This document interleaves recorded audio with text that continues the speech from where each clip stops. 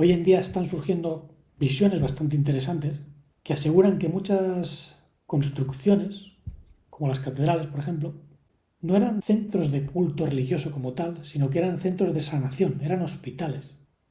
De hecho, si os fijáis, muchos rosetones de las catedrales tienen geometría sagrada. Estos son los de Chartres. Hay una exposición bastante interesante de la doctora Gloria Moss.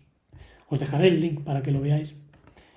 Pero ella habla de esto y dice que también puede relacionarse con Tartaria. Aunque yo pienso que Tartaria es más el desarrollo de esta civilización en Asia Central por el influjo de espíritus caídos, lo que llaman ángeles caídos, que habían sido encarcelados en el Tártaro.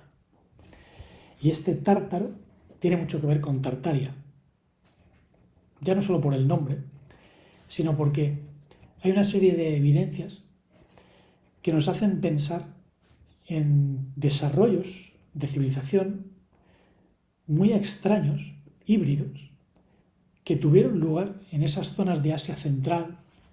Recordad que Tartaria ocupaba prácticamente todo lo que hoy es Rusia y parte de Occidente. Y bueno, hoy algunos dicen que eso era un reinado de civilización avanzada, tecnológica, ¿no? Porque hay vestigios de diversos edificios, de diversas invenciones, ¿no?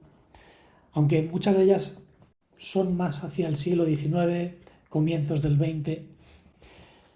Entonces, ¿de dónde viene todo eso realmente? A mí me resultó siempre muy curioso el ver que en algunos pueblos existieron gentes muy altas, algunas con deformidades, pero otras con una constitución que parece bien formada. Entonces, ¿quiénes eran estas gentes altas? ¿De quiénes eran los espíritus que les encarnaban? Y bueno, me fui a buscar algún tipo de evidencia y encontré pues, otra referencia del siglo XIII, esta vez del año 1222, del libro de las abejas, que lo tenéis en sacredtext.com, The Book of the Bee, está en inglés. En esta obra, que recoge profecías muy antiguas, se dice que ya en la antigüedad Alejandro Magno tuvo que hacer frente a una serie de hordas de descendientes de Jafet. Muchos de ellos eran gigantes, pero también habla de sátiros, de centauros y otro tipo de bestias que estaban amenazando el mundo oriental y occidental. Y que Alejandro Magno, con su ejército, tuvo que construir una serie de muros para contener el ataque de estas legiones diabólicas, ¿no? Y que venían del norte. Es curioso porque en el Antiguo Testamento se dice que el mal viene del norte. Y el norte, claro, se asocia pues, al Polo Norte, a Tartaria, a esta región de Siberia. Pero esto hay que verlo de diferentes perspectivas, una espiritual y otra física, manifiesta, ¿no? Y estamos hablando de que en aquella época de Alejandro Magno, pues que era el siglo IV antes de nuestra era, ya había invasiones de algo que venía del norte, ¿no? Entonces la cuestión es, ¿esto es una metáfora, es un mito? ¿O realmente hubo algo físico que se manifestó en aquellos tiempos o en otras épocas y que tiene que ver con viejos espíritus que logran encarnar o que logran manifestarse en estas regiones de la Tierra física? Es curioso porque hay sagas como la de Narnia o El Señor de los Anillos que hace alusión a seres mitológicos que de algún modo viven en otra dimensión pero que a veces cruzan a esta. Claro, todos estos autores, como Tolkien y compañía, beben de estas fuentes. Y mi sospecha es que muchos espíritus o viejos espíritus encarcelados en el tártaro del inframundo se manifiestan también en un tártaro físico. Y la cuestión es, ¿hay evidencia física de esto? Sí. Si os vais, por ejemplo, a Asia Central, tanto en el norte como en el sur, al este y al oeste, veréis que hay muchas regiones que acaban en Satán. Es Satán, ¿no? El adversario. Pakistán, Uzbekistán, Kazajistán, Tayikistán. ¿Es esto una coincidencia? Ahí hubo algo que se manifestó probablemente para hacer frente al reinado milenial, porque el adversario no ataca en cualquier lugar. Y aquí es donde entramos ya en las cofradías de sabiduría universales que han existido en Asia Central, pero que se han esparcido por el mundo. Sobre esto hay obras bastante interesantes, ¿no? La de Gurdjieff es una de ellas. En Encuentros con hombres notables narra sus viajes por Asia Central y por otras zonas y asegura haber entrado en contacto con estas cofradías universales. Fue iniciado en una orden secreta, Sarmung, las abejas, que es un símbolo de aquellos que van depositando la sabiduría, polinizan, recolectan el néctar y fabrican miel para beneficio de las naciones. Esto es una alusión a lo que se llama el centro de la humanidad o el círculo interior de la humanidad, que es donde se encuentran los hombres más evolucionados, los hombres y las mujeres más evolucionadas. Y de ahí, digamos que van abriendo la puerta para la difusión de gran sabiduría, que luego evidentemente pues va cayendo en diferentes partes del mundo, se va cristalizando, se va convirtiendo en diversas culturas, en diversas religiones y bueno, se va alejando del centro. Pero cuanto más al centro nos vamos, más sintonía hay entre las religiones. Por eso él decía que hay monasterios perdidos por allí, por esa central, donde hay pues, cristianos, budistas, sufíes, musulmanes, y todos coinciden en que solo hay un Dios y en que está más allá de los ropajes culturales. Que la evolución de conciencia tiene que ver con una transformación del alma y del espíritu. Y eso es lo que quiere atacar el adversario. Y comenzó por estas regiones. Por eso hay vestigios también de civilizaciones o grandes monumentos que luego fueron destruidos, pero que posiblemente fuesen el inicio de una civilización adversaria que se basa en la tecnología. Y bueno, hay alguna evidencia de que existió una tecnología olvidada y avanzada en alguno de los reinos de Tartaria, en Asia Central o en el Extremo Oriente. Bueno, pienso que algunas evidencias interesantes vienen de los testimonios de Mr. Gurdjieff, este sabio maestro de danzas que a comienzos del siglo XX trajo a Europa y también a lo que es la parte de Turquía. Es una enseñanza bastante increíble. Él decía que cuando la humanidad está a punto de destruirse, el círculo interior de la humanidad abre las puertas del conocimiento de la sabiduría verdadera para que se filtre de nuevo al exterior y digamos que se formen pues, grupos de trabajo. Y él digamos que representó una de estas líneas esotéricas, o más bien mesotéricas. Él pertenecía al grupo mesotérico de la humanidad. Y hay un testimonio muy interesante. Cuenta que en una ocasión Gurdjieff estaba con sus alumnos en París, seguramente en el apartamento donde él enseñaba durante la Segunda Guerra Mundial, y él les mostró un grabado del lejano oriente donde aparecían unos danzantes y uno de ellos tenía un artilugio extraño. Entonces Gurdjieff les preguntó a sus alumnos que qué pensaban que era eso. Y bueno, algunos decían que era un gorro, que era un ropaje de aquella época. Cada uno dio su opinión. Y después de escucharles con atención, Gurdjieff les dijo: en una ocasión, mientras realizaba mis investigaciones por Asia, escuché en las montañas, esto fue pegado a el Himalaya, cómo venía un sonido casi celestial de las montañas, algo que no podía ser totalmente natural, sino que tendría que tener un origen por lo menos humano.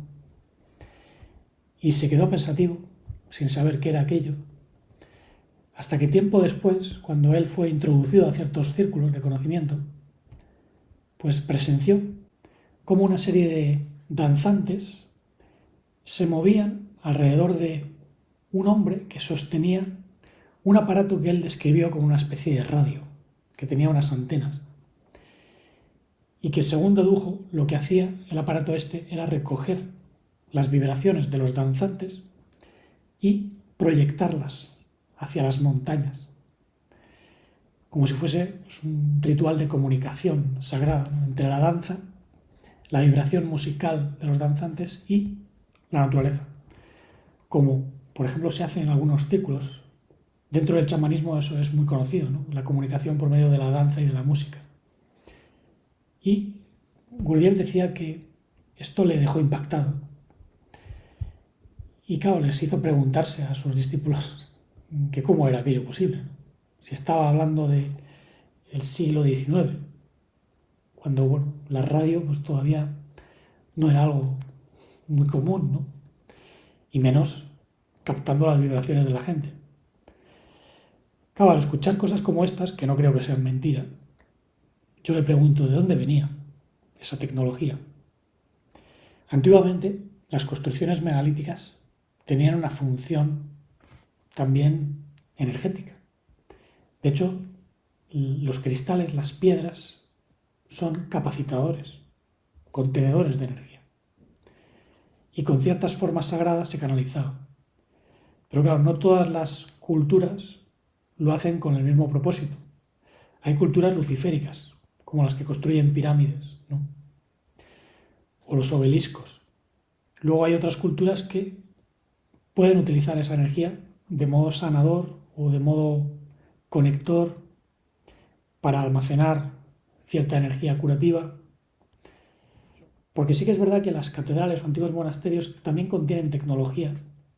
De hecho, se ha dicho que los rosetones de geometría sagrada pues ejercían un efecto en el alma por medio de la luz, o que los pináculos de las catedrales se asemejan a los recolectores de energía que luego inventó Tesla.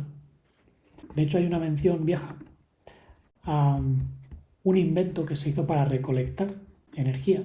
Esto es del año 1900. Fijaos, se inventó para recolectar energía del éter. En el siglo XIX la idea del éter estaba muy extendida.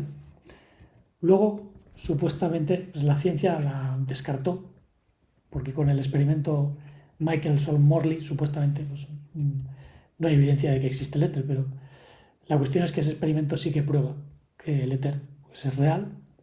Hoy en día la ciencia lo llama de otro modo. Dicen, no, es energía oscura, es materia oscura, pero es el éter. También es el nombre de dielectricidad. La dielectricidad es como un campo omnipresente que genera ondas escalares, de las cuales habló James Clerk Maxwell, el fundador de los principios de la termodinámica. O sea que ya en el siglo XIX se hablaba de esa energía escalar que está en el ambiente, está en todas partes. Por eso Tesla dijo que se puede recolectar. Y de aquí viene toda la visión de la energía libre, ¿no? Pero bueno, esta energía libre era ya empleada por los que tenían la corona divina. De hecho, hay muchos monasterios y enclaves antiguos que no tienen retretes, no tienen desagües. ¿Qué pasa? ¿Que no defecaban? ¿Lo hacían en el bosque? ¿Por qué? Si tenían una capacidad para construir todo eso. Los romanos tenían desagües, tenían retretes, tenían alcantarillado. ¿Por qué en estas grandes construcciones que se hacían en la Edad Media, incluso posteriormente, no hay alcantarillados o construcciones de saneamiento? A lo mejor es porque no comían como nosotros, porque no tenían necesidad de excretar lo que se meten físicamente, porque estaban conectados a un reino divino y por tanto se alimentaban de energía libre. Esto es una idea que ya están barajando varios. Yo estuve convencido siempre de que ha habido personas así, que aunque tengan un cuerpo físico, pues tienen que comer muy poquito. y a veces pues casi no comer. En la India hay ejemplos, ¿no?, de algunos yogis que se alimentan solo de leche y por medio de ejercicios de respiración pues absorben la energía del aire. Pero digamos que ellos están en otra onda, ¿sabes? Inflan el estómago, ¿no? Son yogis que tienen una constitución diferente y algunos de ellos alcanzan edades bastante increíbles, ¿no? 115 años, 120. Y bueno, es verdad que esta energía libre se puede absorber por medio de la respiración consciente y de las impresiones. Por eso no os obsesionéis con los objetos, la tecnología de energía libre, porque eso os conduce al exterior y eso es lo que quiere el adversario. Es posible que lo que llaman el reset tuviese que ver con esa civilización tecnológica que existió en diversas partes, tanto en Oriente como en Occidente, que fue borrada a propósito para, digamos, someter a las personas a un estado de esclavitud mayor para controlar más la tecnología. Pero el hecho de que hubiese tecnología no quiere decir que hubiese evolución de conciencia. Por eso las teorías de Tartaria, en general, por lo menos las más conspiranoicas, patinan demasiado. Hay algo más. ¿De dónde venían esas gentes gigantescas? O de 2 metros de altura, 3 metros de altura. Hay fotos de ellas. Bueno, yo pienso que eran espíritus de los caídos, los nefilim, que volvieron a encarnar trayendo el reinado de Satán. No quiere decir que todos fuesen malos o que los descendientes de ellos fuesen comiéndose a la gente. En muchos casos no era así. Pero evidentemente, hoy en día, las personas que tienen esa estatura vienen con malformaciones algunos. No se mueven bien. Fijaos este chico que era jugador de baloncesto y que participó en una película. Y como jugador de baloncesto yo he visto a mucha gente de más de 2 metros. Y bueno, no todos ellos tienen una constitución bien formada. Sí que en el mundo de la raza africana los hay que están más preparados a nivel atlético, pero en general las razas altas traen algún tipo de malformación. Y esto es porque los cuerpos no están preparados para ese tipo de espíritu, que en muchos casos incluso genera enfermedades graves, donde no les permite vivir más de unos pocos años. Ahí en la caja de comentarios dejaré una serie de links donde podréis investigar por vosotros mismos. Y bueno, para ir cerrando el tema y también añadiros más información interesante, también encontré evidencias de el borrado histórico en un documento de la CIA. Yo lo tengo aquí en PDF y la verdad es que tiene un pasaje bastante curioso. Lo que viene a decir es que los comunistas hicieron un barrido cultural donde eliminaron cualquier rastro del imperio tártaro. Recordar que el imperio tártaro tiene mucho que ver con pues, la invasión de Gengis Khan, de Tamerlán, todos estos conquistadores, pero esto a nivel oficial, a nivel histórico convencional. Si aceptamos que aquella pequeña época de Satán que iba a venir después del reinado milenial comenzó inmediatamente después de la Edad Media, también tenemos que hubo un desarrollo de algo más. No solo eran mongoles, sino que había algo más, porque ¿de dónde venían las gentes altas? No podían ser mongoles. Y este documento de la CIA no hace referencia directamente a gigantes ni a nada de eso, solo al reinado de Tartaria, la historia de Tartaria, que fue borrada del mapa por los comunistas. Es decir, destruyeron monumentos, saquearon edificios, porque no querían que quedase ningún rastro.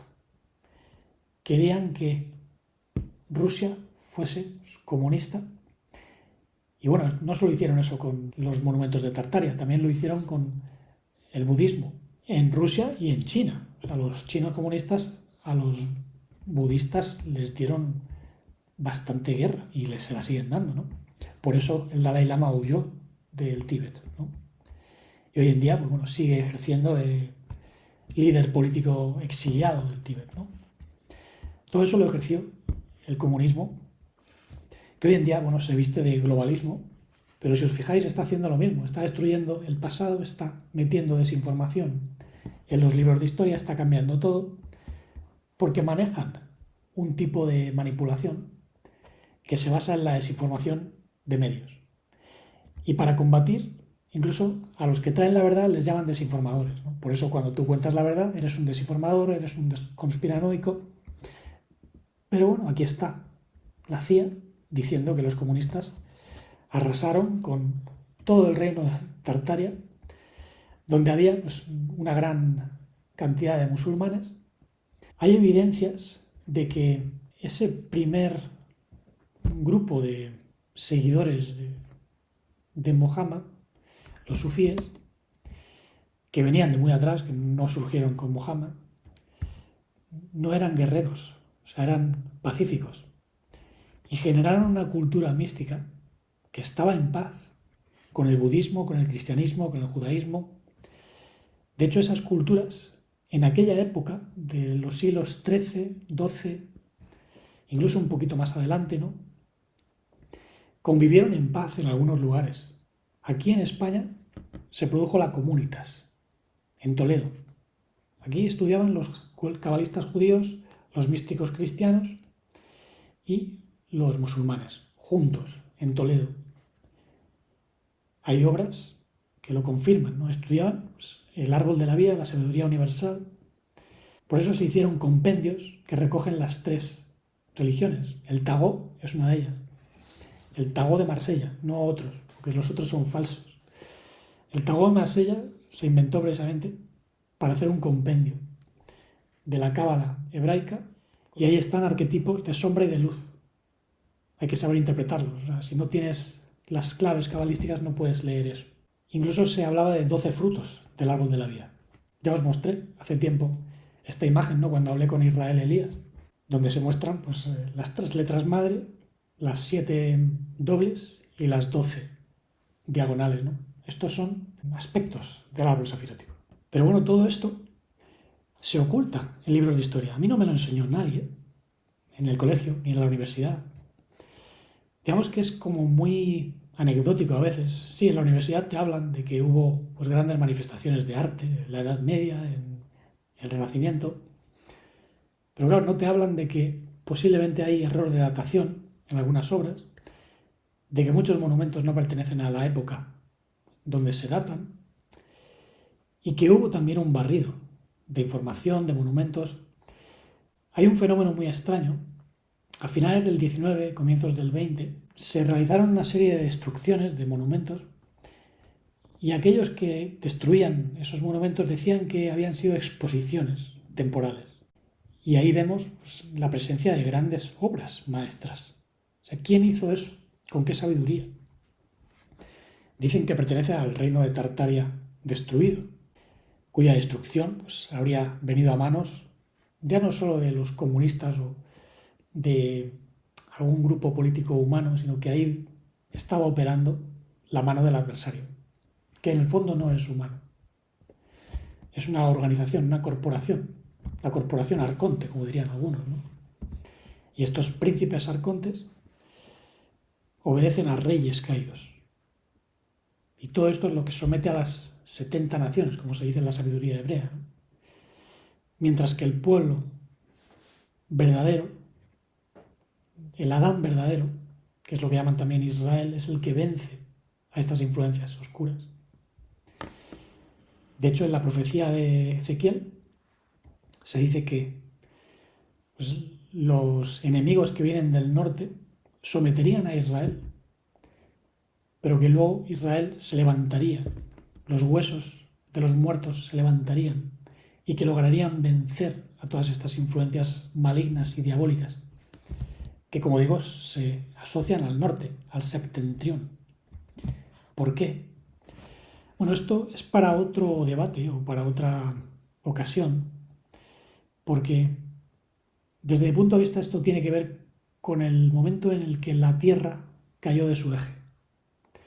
Había una civilización en el norte, algunos la asocian a Hiperbórea, que tiene que ver con el mundo espiritual, pero también con la conexión entre lo espiritual y lo terrenal. Y aquella civilización del norte, debido a catástrofes, al desplazamiento de los polos, tuvo que huir del norte al sur. Y ahí se produjo también la entrada de algo maligno en la humanidad. O sea, cuando se rompió el eje, la humanidad perdió su conexión divina. Pero bueno, esto, como digo, lo dejo para otra ocasión. Creo que ya os he dado mucha información. Por hoy es suficiente. Y si hay alguna cuestión, pues me la dejáis en la caja de comentarios. Dejaré el texto de Philip K. Dick en el blog. Lo tenéis en inglés, pero bueno, lo he traducido por si tenéis curiosidad. He puesto un fragmento nada más. Pero veréis, ¿no?, que él ya hablaba de esta unión del reino divino con la tierra, y él hablaba de que hay diversas líneas de tiempo que se están cruzando. Por tanto, vivimos varias líneas de tiempo. Y en estos últimos tiempos estamos en una selección. O sea, o estáis fuera o estáis dentro del reino. Hay que entrar poco a poco, descubriendo ese reinado divino, apartándonos de toda la mentira y alimentándonos con la verdad para poder ir viviendo más y más este reinado que fue establecido y que nos lleva a nuestro verdadero origen y hogar adámico, ya sea en otra línea de tiempo más favorable o incluso en el verdadero reino divino que está más allá del espacio-tiempo. Yo no pienso que tenga que ver con líneas de tiempo. El verdadero reino divino es omnipresente y no tiene que ver con las edades, con la mortificación. Es algo puro, limpio, que ya está aquí y que nos ayuda a vencer toda la oscuridad. Y en la medida en que este mensaje pues vaya calando, iré hablando más, dando más información, porque si no, pues no tiene sentido. Gracias por el apoyo y ya sabéis que hay otra web, Vital en Armonía, donde recientemente he publicado vídeos de algunos de mis cursos. Tengo cursos de música, de autoconocimiento, de terapia interior, almática, y también un canal de música en Armonía Music Clips, aparte de la web Vital en Armonía, el blog. Y bueno, poco a poco pues iremos creciendo, presentando más vías de sanación, de luz para esta época. Y no os desesperéis. O sea, la victoria ya está aquí. El milenio ya vino. El reinado ya fue establecido. ¿Dónde os ubicáis? ¿Andáis de turismo o cogéis vuestra corona? Sigamos limpiando la mente, el corazón y el cuerpo para manifestar ese amor sin límites, la vida no fragmentada, la conciencia integral y la serenidad dichosa e infinita.